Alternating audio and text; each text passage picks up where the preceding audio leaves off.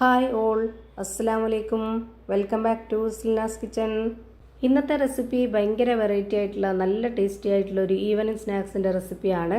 നമ്മുടെ വീട്ടിൽ സ്ഥിരമായിട്ടുള്ള സാധനങ്ങൾ കൊണ്ട് തന്നെ പെട്ടെന്നൊരു ഗസ്റ്റൊക്കെ വരികയാണെന്നുണ്ടെങ്കിൽ എളുപ്പം തയ്യാറാക്കി കൊടുക്കാൻ പറ്റുന്ന ഒരു അടിപൊളി ഐറ്റമാണ്. നേന്ത്രപ്പഴം വെച്ചിട്ടാണ് ഇത് തയ്യാറാക്കിയെടുക്കുന്നത്. കുട്ടികൾക്കും വലിയവർക്കൊക്കെ ഒരുപാട് ഇഷ്ടമാവും. അപ്പോൾ ഇതെങ്ങനെയാണ് തയ്യാറാക്കുന്നതെന്ന് അറിയാനായിട്ട് വീഡിയോ സ്കിപ്പ് ചെയ്യാതെ മുഴുവനായിട്ടൊന്ന് കണ്ടു നോക്കണേ.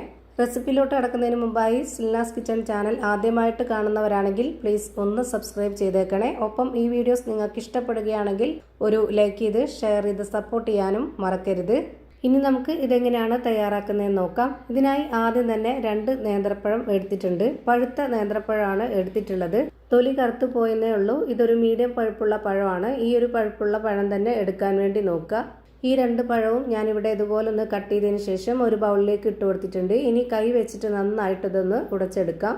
ഫോർക്ക് സ്പൂൺ വെച്ചിട്ടൊന്നും ഉടച്ചെടുക്കാൻ നോക്കിയാൽ ഉടഞ്ഞു വരത്തില്ല. കാരണം അത്രയും പഴുപ്പായിട്ടില്ല. അങ്ങനെ ഒരു പഴുപ്പുള്ള പഴമാണ് ഇപ്പോൾ എടുത്തിട്ടുള്ളത്. അതുപോലെ കൈ വെച്ചിട്ട് ഉടച്ചെടുക്കാൻ വേണ്ടി നോക്കുക. ഇത് നമ്മൾ പലഹാരം കഴിക്കുമ്പോൾ നമുക്കിത് കടിച്ച് കഴിക്കാനായിട്ട് കിട്ടണം. അതാണ് ഇതിൻ്റെ പരുവം. ഞാൻ എടുത്തിട്ടുള്ള ഈ ഒരു 2 പഴത്തിൻ്റെ കണക്കനുസരിച്ചാണ് ബാക്കിയുള്ള ഇൻഗ്രീഡിയൻസിൻ്റെ അളവ് പറയുന്നത്. ഞാനിപ്പോൾ ഇത് നല്ല പോലെ ഉടച്ചെടുത്തിട്ടുണ്ട്. ഇനി ഇതിലേക്ക് മൈദയാണ് ഇട്ട് കൊടുക്കുന്നത്.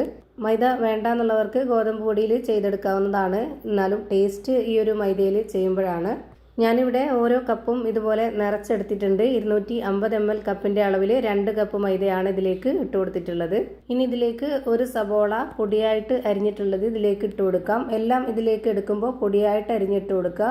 എന്നാലേ നമ്മൾ ഉദ്ദേശിക്കുന്ന ആ ഒരു പരുവത്തിലും ടേസ്റ്റിലും കിട്ടുള്ളൂ. ഇനി ഇതിലേക്ക് ഇട്ട് കൊടുക്കുന്നത് ഉണക്കമുളകാണ്. ഉണക്കമുളക്, പച്ചമുളക്, കറിവേപ്പില ഇതെല്ലാം പൊടിയായിട്ട് അരിഞ്ഞ് ഇട്ട് കൊടുത്തിട്ടുണ്ട്.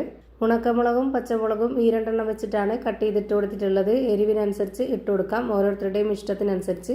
ഇനി ഇതിലേക്ക് ആവശ്യത്തിനുള്ള ഉപ്പും ഇതേ സ്പൂൺ അളവിൽ തന്നെ 2 സ്പൂൺ പഞ്ചസാരയും ഇട്ട് കൊടുക്കാം. വലിയൊരു സ്പൂൺ ആണെന്നുണ്ടെങ്കിൽ 1 ടേബിൾ സ്പൂൺ ഇട്ട് കൊടുത്താൽ മതി.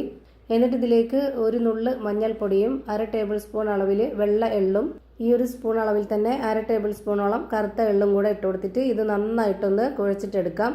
ആദ്യം വെള്ളമൊന്നും ഇല്ലാതെ നല്ല പോലെ ഇത് മിക്സ് ആക്കി എടുക്കണം.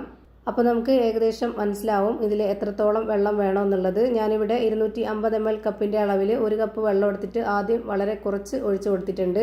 അങ്ങനെ ഞാൻ ഘട്ടം ഘട്ടമായിട്ടാണ് കുഴച്ചിട്ടെടുക്കുന്നത്. ഒന്നിച്ച് ഒഴിച്ചു കൊടുത്താൽ അതിൻ്റെ പരുവം തെറ്റും. നമ്മുടെ കയ്യിൽ വെച്ചിട്ട് നമുക്ക് ഇഷ്ടമുള്ള ഏതെങ്കിലും ഒരു ഷേപ്പിൽ റെഡിയാക്കി എടുക്കാൻ പറ്റണം. ആ ഒരു പരുവാണ് ഇതിൻ്റെ കറക്റ്റ് പരുവം. ഞാനിപ്പോൾ ഇവിടെ എടുത്തിട്ടുള്ള വെള്ളം 250 ml കപ്പിൻ്റെ അളവിൽ 1 കപ്പ് വെള്ളമാണ്. അതിലിപ്പോൾ 1/2 കപ്പോളം വെള്ളം ഞാനിതിലേക്ക് ഒഴിച്ചു കൊടുത്തിട്ടുണ്ട്. ഇത്രയും വെള്ളം ഒഴിച്ചു കൊടുത്താൽ മതി. അപ്പോൾ തന്നെ നമ്മുടെ ഈ ഒരു മാവ് കറക്റ്റ് പരുവത്തിൽ കിട്ടിയിട്ടുണ്ട്. ഇതിൽ നല്ല എരിവും ഉപ്പും മധുരമൊക്കെ ആയിട്ട് നല്ല ടേസ്റ്റാണ് ഇത് കഴിക്കാനായിട്ട്. ഇപ്പോൾ ഇതാ ഞാനിവിടെ നല്ല പോലെ കുഴച്ചിട്ടെടുത്തിട്ടുണ്ട്. ഇനി നമ്മുടെ കയ്യിൽ കുറച്ച് ഓയിലോ അല്ലെന്നുണ്ടെങ്കിൽ കുറച്ച് വെള്ളത്തിലൊന്ന് കൈ മുക്കിയെടുക്കുകയോ ചെയ്തതിന് ശേഷം ഇതിൽ നിന്ന് കുറച്ച് മാവ് എടുത്തിട്ട് ഓരോരുത്തർക്കും ഇഷ്ടമുള്ള വലിപ്പത്തിലോ ഷേപ്പിലൊക്കെ ഇത് റെഡിയാക്കി എടുക്കാവുന്നതാണ്. ഞാനിവിടെ ഇതുപോലൊരു വടയുടെ ഷേപ്പിലാണ് റെഡിയാക്കി എടുക്കുന്നത്. ഇങ്ങനെ ചെയ്യുമ്പോൾ കാണാൻ നല്ല ഭംഗിയുണ്ടാവും. അതുപോലെ തന്നെ ഇതിൻ്റെ അകമൊക്കെ പെട്ടെന്ന് വെന്ത് കിട്ടുകയും ചെയ്യും. ഇപ്പോൾ ഇതാ ഈ ഒരു ഷേപ്പിൽ ഞാനിവിടെ റെഡിയാക്കി എടുത്തു. ഇതേപോലെ തന്നെ ഒരെണ്ണം കൂടി ചെയ്ത് കാണിക്കുന്നുണ്ട്. ഇതുപോലെ ഓരോന്നും ചെയ്തെടുത്ത ശേഷം നമ്മുടെ കയ്യിൽ കുറച്ച് വെള്ളത്തിൽ ഒന്ന് മുക്കിയെടുക്കുകയോ അല്ലാന്നുണ്ടെങ്കിൽ ഓയിലൊന്ന് പുരട്ടി കൊടുക്കുകയോ ചെയ്തതിന് ശേഷം ഇതിൽ നിന്ന് കുറച്ച് മാവ് എടുത്തിട്ട് ഇതുപോലെ ആദ്യം ഒരു ബോൾ ഷേപ്പിൽ മാറ്റിയിട്ട് അതൊന്ന് പ്രസ് ചെയ്ത് കൊടുക്കുക. എന്നിട്ട് അതിലേക്ക് നമ്മുടെ ഈ ഒരു വിരൽ വെള്ളത്തിലൊന്ന് മുക്കിയെടുത്തതിന് ശേഷം അതിൻ്റെ നടുക്കായിട്ടൊരു ഹോൾ ഇട്ട് കൊടുക്കുക. അപ്പോൾ എളുപ്പത്തിൽ തയ്യാറാക്കി എടുക്കാൻ പറ്റും. ഇതുപോലെ തന്നെ എല്ലാം ചെയ്ത് ഞാനൊരു പാത്രത്തിലേക്ക് മാറ്റിയിട്ടുണ്ട്. ഇനി നമുക്കിത് ഫ്രൈ ചെയ്തെടുക്കാം. ഇതിനായി ആദ്യം തന്നെ സ്റ്റവിലേക്ക് ഒരു പാൻ വെച്ച് കൊടുത്തതിന് ശേഷം ഫ്ലെയിം ഓൺ ആക്കി കൊടുത്തിട്ട് അതിലേക്ക് കുറച്ച് ഓയിൽ ഒഴിച്ചു കൊടുക്കാം. ഇത് ഒരുപാട് മുങ്ങിക്കിടന്ന് വേവുന്ന രീതിയിൽ ഓയിൽ ഒഴിച്ചു കൊടുക്കരുത്. ഒരു പകുതിയോളം നിൽക്കുന്ന രീതിയിൽ മാത്രം ഓയിൽ ഒഴിച്ചു കൊടുക്കുക. എന്നിട്ട് ഈ ഒരു പാനിലേക്ക് കൊള്ളുന്നത്രയും ഞാനിവിടെ ഇട്ട് കൊടുത്തിട്ടുണ്ട്.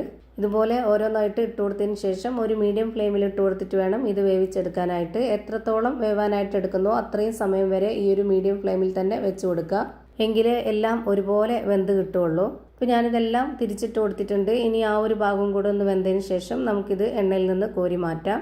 ഇപ്പോൾ ദാ ഇതിൻ്റെ 2 സൈഡും ഒരുപോലെ വെന്ത് കിട്ടി. പെട്ടെന്ന് തയ്യാറായി കിട്ടും. ഇപ്പോൾ തന്നെ ദാ ഞാനിത് എണ്ണയിൽ നിന്ന് കോരി മാറ്റുന്നുണ്ട്. ഇപ്പോൾ ദാ നേന്ത്രപ്പഴം വെച്ചിട്ട് നല്ല എരിവും മധുരവും ഉപ്പൊക്കെയുള്ള നല്ല ടേസ്റ്റി ആയിട്ടുള്ള വെറൈറ്റി ആയിട്ടുള്ള ഒരു അടിപൊളി പലഹാരം റെഡിയായി കിട്ടി.